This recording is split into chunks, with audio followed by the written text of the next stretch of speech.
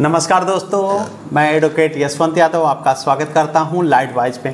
आज की वीडियो बहुत ही महत्वपूर्ण है, आपके फेवर में है, सभी लोनी को देखनी चाहिए और वीडियो लास्ट तक देखिएगा क्योंकि लास्ट में ही उसका पूरा इंपॉर्टेंट चीज़ लास्ट में ही है। तो लास्ट तक वीडियो देखिए, आपको सब समझ में आ जाएगा क्या प्रोसेस है।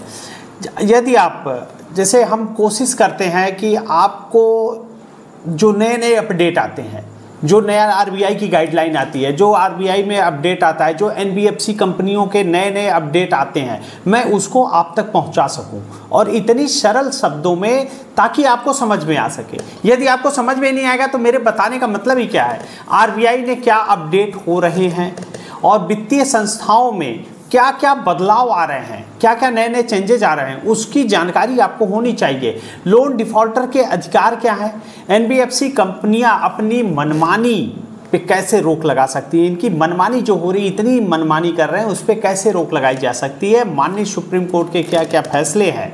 मैं कोशिश करता हूं कि इतनी सरल भाषा में आपको जवाब देता हूं ताकि आपको अपने अधिकार, अपने बारे में बचाओ, क्या अधिकार है, क्या प्रोसेस है, क्या तरीका है, कैसे आपको बचाया जा सकता है।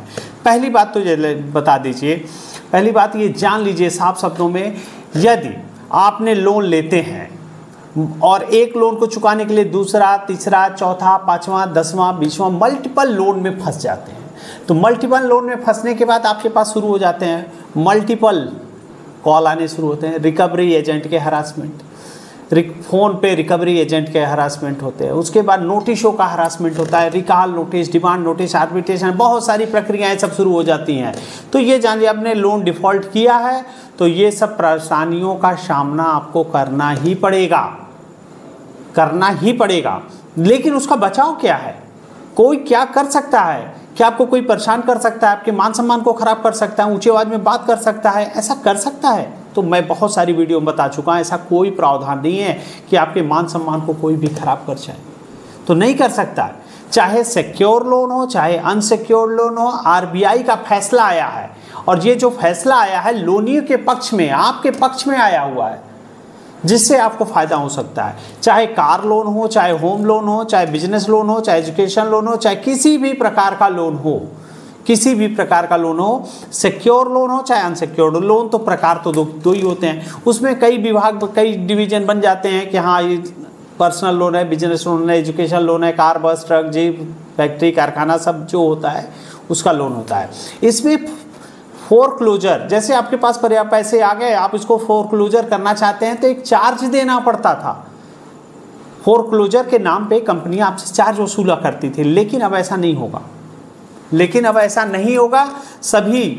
सभी प्रकार के लोनों में फोरक्लोजर कराना चाहते हैं तो आपको अतिरिक्त पैसा अब नहीं देना होगा। नहीं तो लोन क्लोजर पे एक एनबीएफसी कंपनियों का एक कमाई का जरिया हो गया था, इतना बड़ा जरिया हो गया था कि फोरक्लोजर के नाम पे वो तो जानते थे अब फोरक्लोजर हो जाएगा, यहाँ से तो पैसे का, ब्याज का पैसा तो आ नहीं पाएगा, तो उनके ऊपर इतने इंटरेस्ट, इतने ब्याज, इतने पेनल्टी लगा दिए जाते थे, 4% की पेनल्टी लगा दिए जाते हैं कि फोरक्लोजर करना आपको 4% पूरा देना पड़ेगा, इकट्ठा देना पड़ेगा। लेकिन आरबीआई की नई गाइडलाइन में ये आ चुका है कि आपको फोरक्लोजर के लिए कोई भी अतिरिक्त पैसा नहीं देना होगा, ना ही आपका कोई सिविल खराब होगा। चाहे बिजनेस लोन हो, कार लोन हो, होम लोन हो, एजुकेशन लोन हो, किसी भी प्रकार का लोन हो, ये सभी लोनों पे लागू होता है। यदि इसका कोई नहीं मानता है तो आप इस पर आरबीआई की गाइडलाइन में भी इसकी कंप्लेन कर सकते हैं। लेकिन आरबीआई की ये जो गाइडलाइन है 1 जनवरी 2026 से लागू होगा। ये नया नियम जो आया है 2026 में लागू होगा, अभी से नहीं लागू होगा। लेकिन आप लोग को इतने मैसेजेस, इतने मेल और इतने शिकायतें जाती रही आरबीआई के पास कि फोरक्लोजर के नाम पे इतने पेनाल्टी वसूल किए जा रहा है, इतना लिया जा रहा है, इतनी कंप्लेन जाती थी कि आरबीआई ने ये चीज़ समझा कि बहुत ज़्यादा नुकसान हो रहा है, बहुत ज़्यादा फ़ायदा उठाया जा रहा है, लोन कंपनियां अपनी मनमानी ढंग से ये पैसे वसूल कर रही हैं, इसलिए आरबीआई को ये नया मजबूत कठोर कदम उठाना पड़ा ताकि कंपनियां अपनी मनमानी अब न कर सके। तो यही चीज़ होती है, कंपनियां, आरबीआई, बैंक और आपके बीच में एक अच्छा सा सामंजस्य बनाना चाहती है जिसमें आपको भी कोई समस्या ना हो और कंपनियों का भी कोई नुकसान ना हो, प्रोसेस चलता जाए। तो इसलिए एक सामंजस्य बनाने का काम आरबीआई का होता है, जो कि आरबीआई की गाइडलाइन में है। लेकिन ये करते क्या है, अगर आप मल्टीपल लोन के डिफ़ॉल्ट हो गए हैं तो ये कंपनियों वाले आपको मेंटली हरासमेंट कर डालते हैं। देखिए, आपने लोन डिफ़ॉल्ट है तो परेशानियों का सामना करना पड़ेगा, लेकिन परेशानियों का सामना परेशानी समझ के आपको नहीं करना है। आपको ये नहीं समझना है कि ये परेशानी है। क्यों? क्योंकि आपके पास होगा क्या, फ़ोन कॉल आएगा, मोबाइल आपकी है, आपकी मर्जी, फ़ोन आना है उठाना है उठाइए, नहीं उठाना है मत उठाइए, कोई ज़रूरत नहीं फ़ोन उठाने की। मैं साफ शब्दों में बता रहा हूँ, कोई ज़रूरत नहीं फ़ोन उठाने। कितना फ़ोन उठा सकते हैं आप? एक दिन में 1 फ़ोन, 2 फ़ोन, 3 फ़ोन आए तो समझ में आए। एक दिन में 50 फ़ोन आते हैं, 100 फ़ोन आते हैं, 150 फ़ोन आते हैं।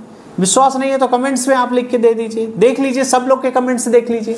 मल्टीपल लोन के शिकार जो हो चुके हैं, मल्टीपल लोन में जो फंस चुके हैं, कितने फ़ोन आते हैं एक दिन में? 50-100 जितने भी आते हो आप कमेंट्स में लिख दीजिए, सब लोग देख लेगा, सबको पता तो चल जाएगी कम से कम कितने फ़ोन आते हैं।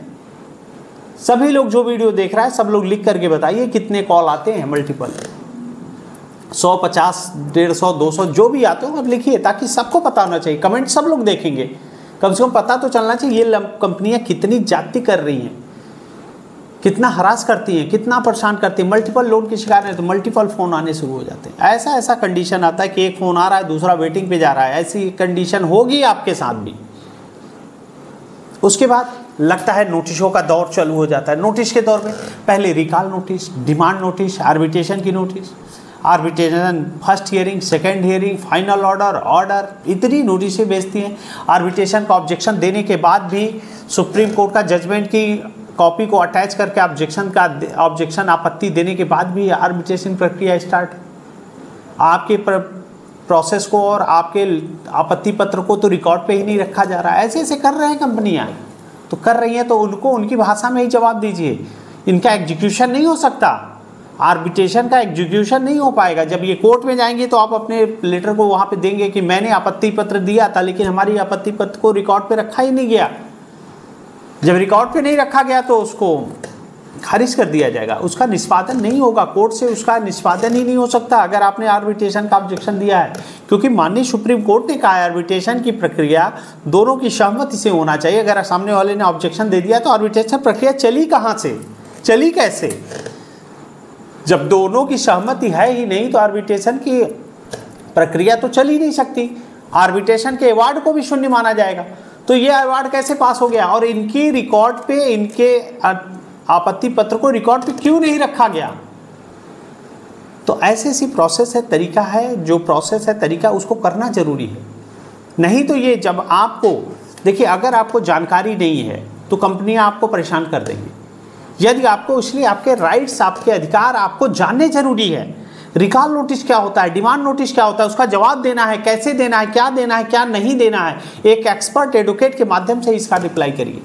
और आगे कोई दिक्कत हो, कोई समस्या हो, कोई परेशानी हो, रिकॉल नोटिस आए, डिमांड नोटिस आए, आर्बिट्रेशन नोटिस आए, या payment and settlement act section 25 का नोटिस आए, या एनआई एक्ट चेक बाउंस का, सेम डे बेल हो जाती है। मैं आपको एडवोकेट प्रोवाइड करा दूंगा, आपको बेल करा दूंगा। और कोई भी दिक्कत हो, समस्या हो, परेशानी हो, आप डायरेक्ट हमसे संपर्क कर सकते हैं। यदि आप कहीं बाहर से हैं, दूर से, आप हमसे पर्सनली मिलना चाहते हैं अपने पूरे डॉक्यूमेंट के साथ, आप हमसे पर्सनली मिल सकते हैं। पर्सनली मिलने पर होता क्या है कि बहुत सारी चीज़ें होती हैं कि फ़ोन पे नहीं हो सकती। सिक्योर लोन है, होम लोन है, प्रॉपर्टी लोन है, तो उसमें कुछ प्रोसेस थोड़ा सा लेंदी होता है। तो उसके लिए आप हमसे पर्सनली आके हमसे पर्सनली मीटिंग कर सकते हैं। मैं अपनी बातों को यहीं समाप्त करता हूँ। जय हिंद, जय भारत, नमस्कार।